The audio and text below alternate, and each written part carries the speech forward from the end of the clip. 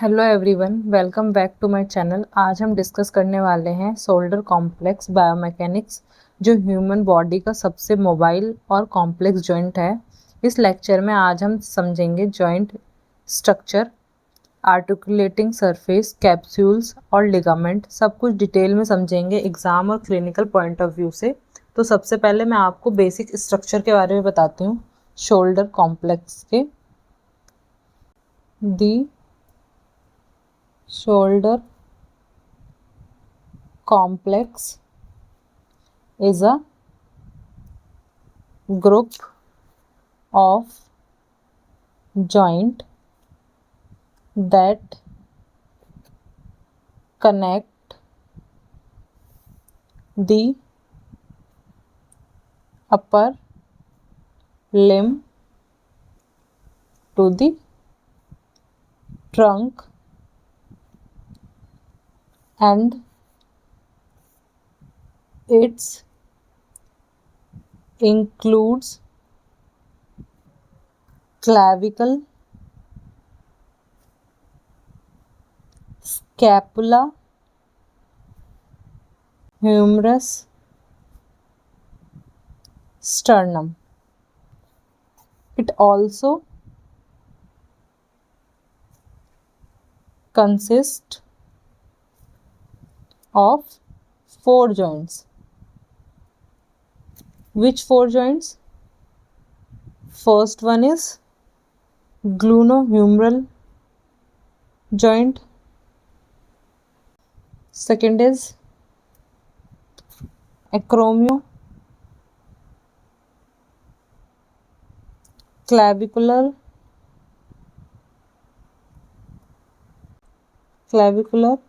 joint. Third one is sternoclavicular joint, and fourth one is scapulothoracic joint. इसको हम short form में GH joint भी बोलते हैं, इसको AC जॉइंट, इसको SC जॉइंट एंड इसको ST जॉइंट। ठीक है। एंड इट ऑल्सो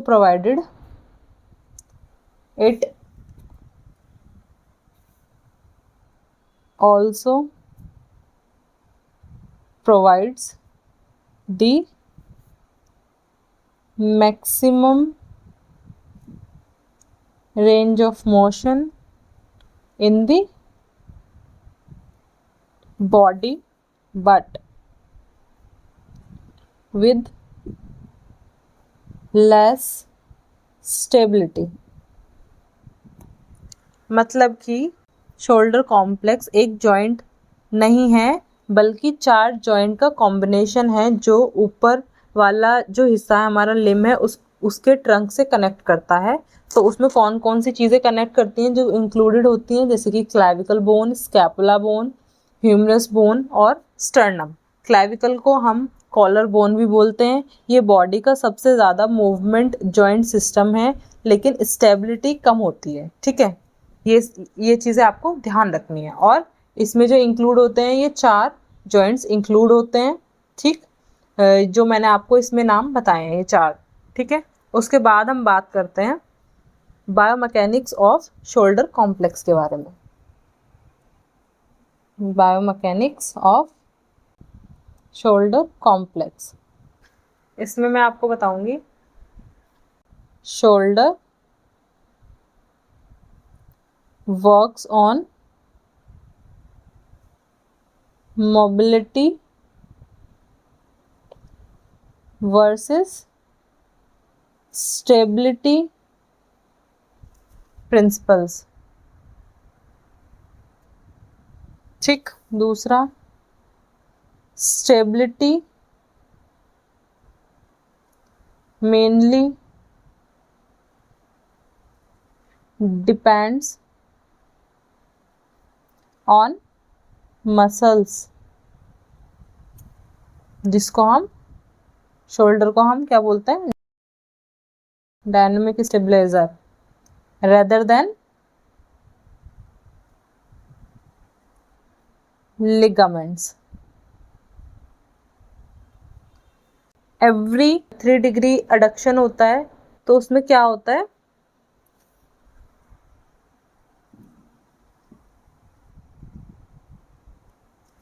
मेनली हम बोलते हैं, इसमें एक इम्पॉर्टेंट कॉन्सेप्ट होता है जो कि जिसको हम बोलते हैं स्कैपुलो ह्यूमरल रिदम, ठीक है, जिसमें 3 डिग्री अबडक्शन होता है एवरी 3 डिग्री, ठीक है।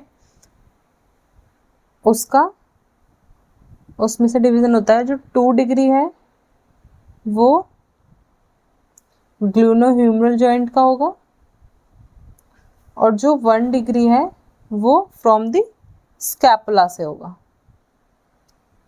ठीक। उसके बाद बात कर लेते हैं मूवमेंट्स की। जो मूवमेंट्स होते हैं इसमें क्या क्या होता है, फ्लैक्शन होता है,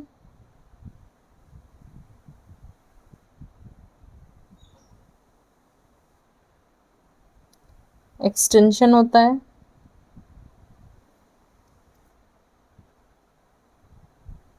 इंटरनल और एक्सटर्नल रोटेशन, अबडक्शन और अडक्शन,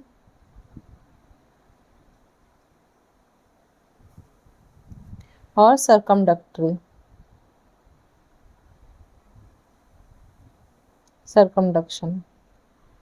ठीक है। अब मैं आपको बताती हूँ, जो शोल्डर का जो बायोमैकेनिक्स का जो कॉन्सेप्ट है वो मेनली जो है वो मोबिलिटी ज़्यादा होती है और स्टेबिलिटी कम होती है, ठीक है। स्टेबिलिटी मसल्स से आती है, जो कि वो कौन सी मेन मसल है, वो रोटेटर कफ मसल है, ठीक है, जिससे स्टेबिलिटी आती है। और सबसे बड़ी बात, जो इम्पॉर्टेंट रिदम होती है वो उसका नाम जो है वो स्कैपुलो ह्यूमरल रिदम है, जो 3 डिग्री अडक्शन होता है, जिसमें कि 2 डिग्री जो आता है वो ग्रीनो-ह्यूमरल जॉइंट से आता है और 1 डिग्री फ्रॉम द स्कैपुला से आता है, ठीक। उसके बाद जो मूवमेंट्स है वो ये हैं जो मैंने आपको बताई हैं, फ्लेक्शन होता है, एक्सटेंशन होता है, शोल्डर के इंटरनल और एक्सटर्नल रोटेशन होती है, अबडक्शन और एडक्शन होता है, और सर्कमडक्टरी होता है, मतलब कि 360 डिग्री रोटेट, ओके। उसके बाद बात करते हैं आर्टिकुलेटिंग सरफेस के बारे में, जो कि सबसे ज़्यादा इंपॉर्टेंट पार्ट है, एग्जाम पॉइंट ऑफ व्यू से पूछा जाता है। आर्टिकुलेटिंग सरफेस, जिसके अंदर पहला जो है वो ग्लूनो ह्यूमरल जॉइंट है, ठीक। ग्लूनो ह्यूमरल जॉइंट जो होता है इसको हम हेड ऑफ द ह्यूमरस, जो ह्यूमरस का बड़ा हेड होता है जो कि लार्ज होता है और कॉन्वेक्स होता है, ठीक। दूसरा, glenoid cavity of the scapula, glenoid cavity of scapula जो कि स्मॉल होती है, ठीक, और जॉइंट को अनस्टेबल करती है, ठीक है। उसके बाद बात करते हैं, जिसमें बहुत ज़्यादा मोबिलिटी होगी तो उसमें लेस स्टेबिलिटी होगी, ठीक है। ये चीज़ आपको ध्यान रखना है, जिस जॉइंट के अंदर ज़्यादा मोबिलिटी होगी उसके अंदर लेस स्टेबिलिटी होगी, ठीक है। उसके बाद बात करते हैं सेकेंड पार्ट के बारे में, जॉइंट के, स्टर्नो क्लैविकुलर जॉइंट, जो कि बना होता है medial clavicle plus manubrium sterni plus first rib cartilage को मिलकर, इन तीनों चीज़ों को मिलकर ये स्टर्नोक्लैविकुलर जॉइंट बनता है, इन तीन चीज़ों का इन्वॉल्वमेंट के बाद। ठीक है, ये चीज़ें अटैच होती हैं। उसके बाद ये सैडल टाइप जॉइंट होता है। ठीक, और इसमें डिस्क प्रेजेंट होती है आर्टिकुलर।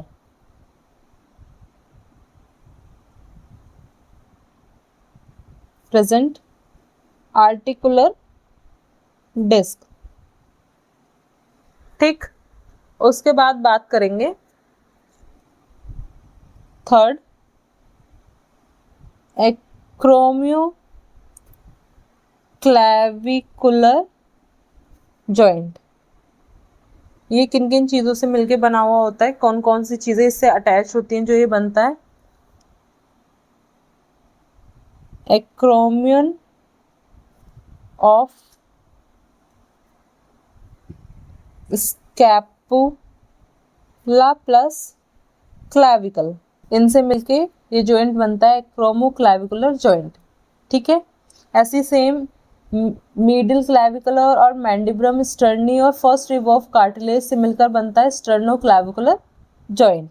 ऐसे ही हेड ऑफ द ह्यूमरस और ग्लोनोइड कैविटी ऑफ स्कैपुला से मिलकर बनता है ग्लूनोह्यूमरल जॉइंट। ठीक है, प्लेन साइनोवियल जॉइंट होता है। ठीक है, एक्रोम और क्लैविकल का जॉइंट होता है और स्लाइडिंग मूवमेंट जॉइंट होता है। ठीक है, उसके बाद बात करते हैं फोर्थ, जो कि कैपुलो थोरैसिक जॉइंट। ये रियल जॉइंट नहीं है, स्कैपुलर रिब्स जो होती हैं वो इसके ऊपर स्लाइड करती हैं। Scapula glides over thorax, that is called scapulothoracic joint। ठीक है, उसके बाद बात करते हैं कि कैप्सूल क्या होता है। जॉइंट कैप्सूल से कौन सा जॉइंट अटैच होता है उसकी बात करते हैं।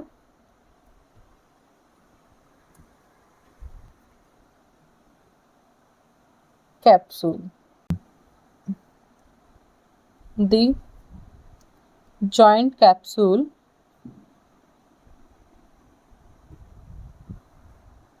कैप्सूल की अटैचमेंट बताती हूँ of GH joint.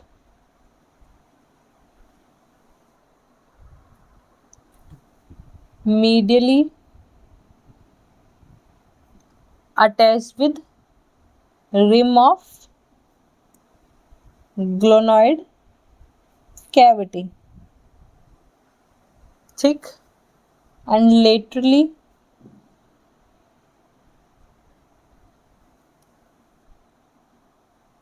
anatomical neck of humerus। Capsule जो है वो लूज होता है और मूवमेंट ज़्यादा होती है। ठीक है, इस चीज़ का ध्यान रखना है। उसके बाद बात करते हैं फीचर्स के बारे में इनके।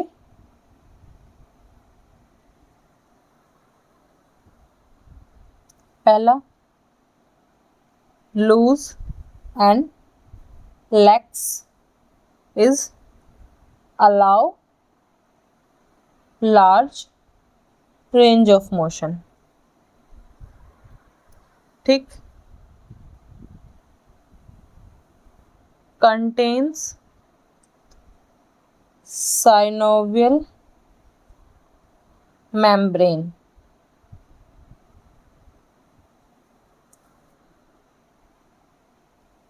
ठीक, reinforced by ligaments।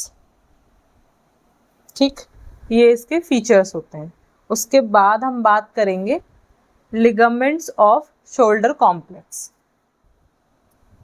Ligaments off shoulder complex. पहला लिगामेंट जो है वो है ग्लूनो ह्यूमरल जॉइंट लिगामेंट। ठीक,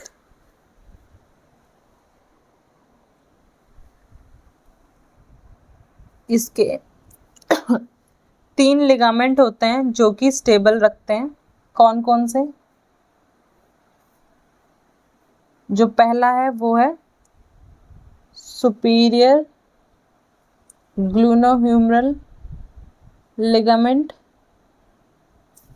दूसरा middle glenohumeral ligament, and third one is inferior glenohumeral ligament। ये स्टेबलाइजर होते हैं और डिसलोकेशन को प्रिवेंट करते हैं। ये 3 लिगामेंट्स होते हैं जो स्टेबल रखते हैं, ठीक है, और डिसलोकेट को प्रिवेंट करते हैं, डिसलोकेशन ना हो जॉइंट को। ठीक है, उसके बाद बात करते हैं सेकेंड जॉइंट के बारे में, जो कि कोरैकोह्यूमरल लिगामेंट।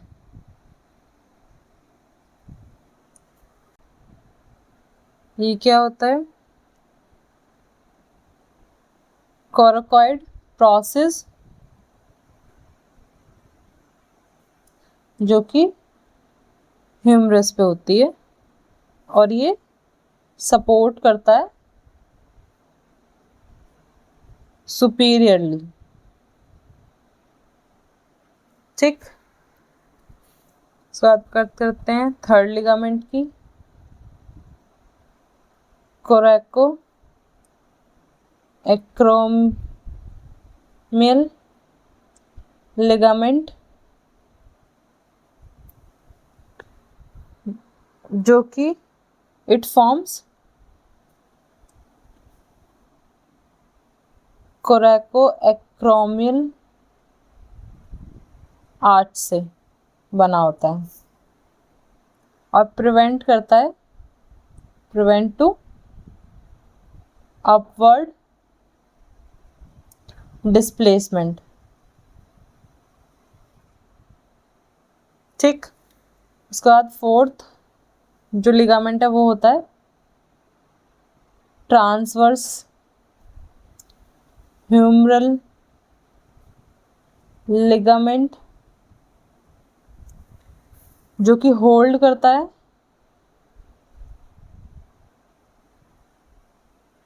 बाइसेप्स टेंडन को। ठीक, फिफ्थ जो है एसी जॉइंट लिगामेंट। एसी को जिसको हम बोलते हैं एक्रोमियो क्लैविकुलर लिगामेंट। ठीक है, एक्रोमो क्लैविकुलर लिगामेंट का जो होता है उसमें एक होता है कोरैको क्लैविकुलर लिगामेंट, जो कि कॉनॉइड और ट्रेपेजियस से मिलकर बना होता है। ठीक है, उसके बाद बात करेंगे सिक्स्थ पार्ट के बारे में, जो कि एससी जॉइंट है लिगामेंट है। जो ये लिगामेंट है ये 3 लिगामेंट से मिलके बना हुआ होता है। कौन कौन से? पहला स्टर्नोक्लैविकुलर लिगामेंट, दूसरा इंटर क्लैविकुलर लिगामेंट, और third is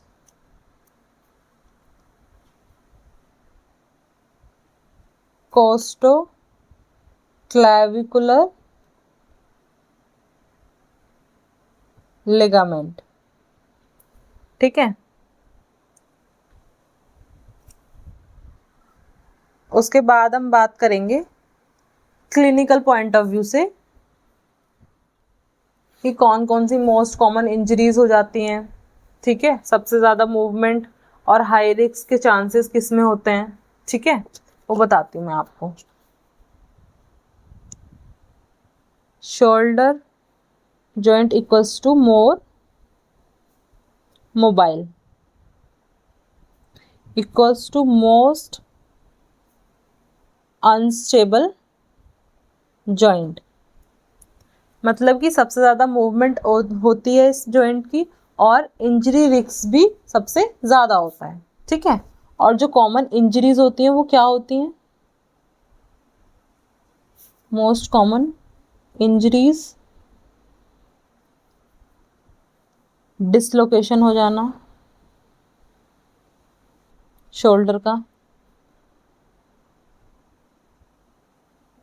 rotator cuff tier हो जाना। ठीक, थर्ड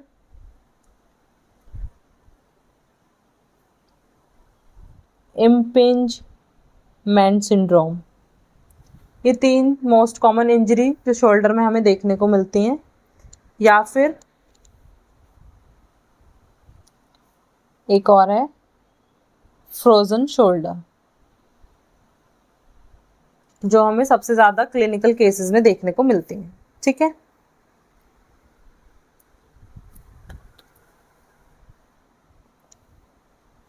तो आज हमने शोल्डर कॉम्प्लेक्स का biomechanics, structure, articulating surface, capsules और लिगामेंट डिटेल में समझा है। अगर आपको ये वीडियो हेल्पफुल लगती है तो लाइक करें, शेयर करें और चैनल को सब्सक्राइब ज़रूर करें। Thank you.